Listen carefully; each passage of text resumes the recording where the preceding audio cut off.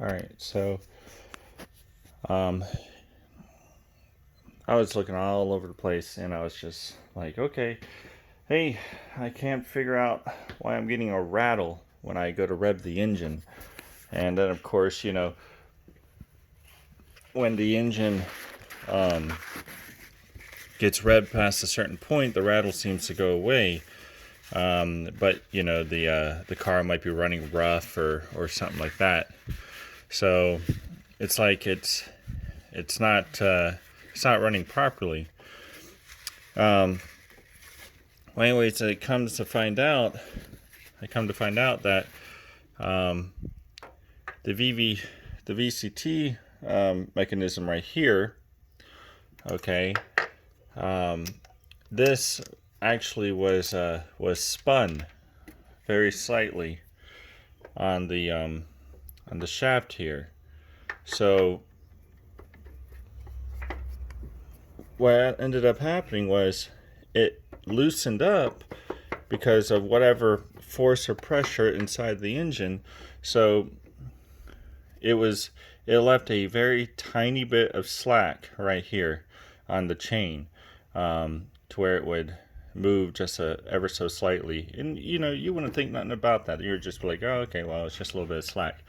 Well, I've been trying to figure out how to time this thing properly and to make sure that it was in time. And I took it apart a few times. And I finally resolved the issue. So I can't really um, tell you what I can't show it anymore because I've already figured it out. Um, anyways, so I found that this when the chain was off, it would move a tiny bit. Now, with that being stated, I also found that if I looked very closely and I moved this camshaft with the chain on by the hex right here, if I moved it ever so slowly, I noticed that this was moving when I moved that, but this was not moving until about an eighth of an inch later. So that was pretty interesting.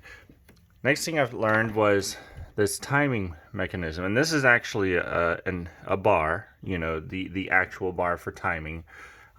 Anyways, I realized too that if this doesn't slide in and out of both of these quite easily, it just snaps in. If it doesn't do that, then more than likely this is spun. And what's actually spun, forgive my garage here, it's kind of messy, but it's this friction washer. So it's like you can of course try to retorque that and whatnot, but I highly recommend that you just take it apart, go buy the washer, and just replace it. It'd be well worth it, because otherwise what you're going to do is you're going to damage the engine like this one has been damaged. This engine was poorly maintained, and I'm not saying that yours was poorly maintained, but I don't think it ultimately matters if the engine is maintained properly or not. But what's going to end up happening if you have that rattle is it's going to spin right here. It's going to knock it out of time. The computer's going to try and adjust the time, and it'll get it semi-close, except for in certain areas, certain rev points. And those certain rev points, they're going to put undue stress on the pistons and the bearings. So what's going to ultimately happen is you're going to start etching into your rod bearings, which is what happened on this engine. So what you need to do is, if you start hearing a rattle at revs and it's not the pulley, if this ends up not being the issue, then it's this. I can pretty much guarantee that from everything that I've done and everything that I've researched. And again, get your timing tools, get those special tools.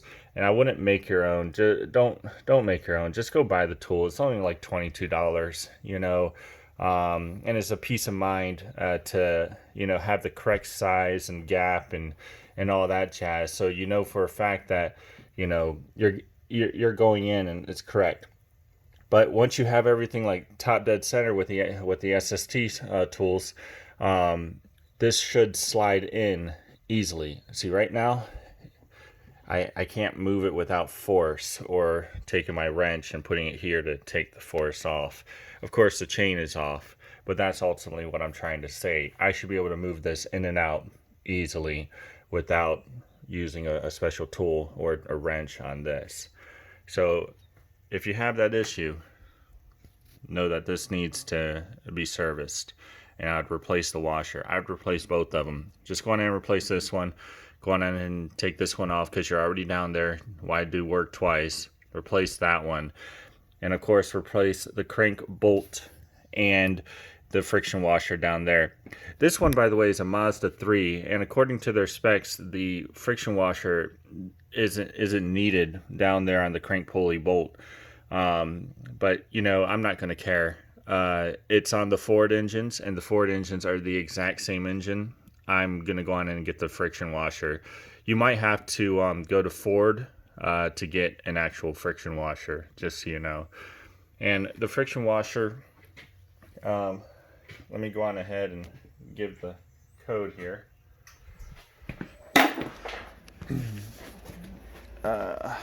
Eventually I'll clean this all up. Here's the friction washer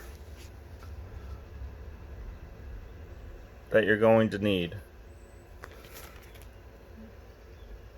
And that would be for the crank.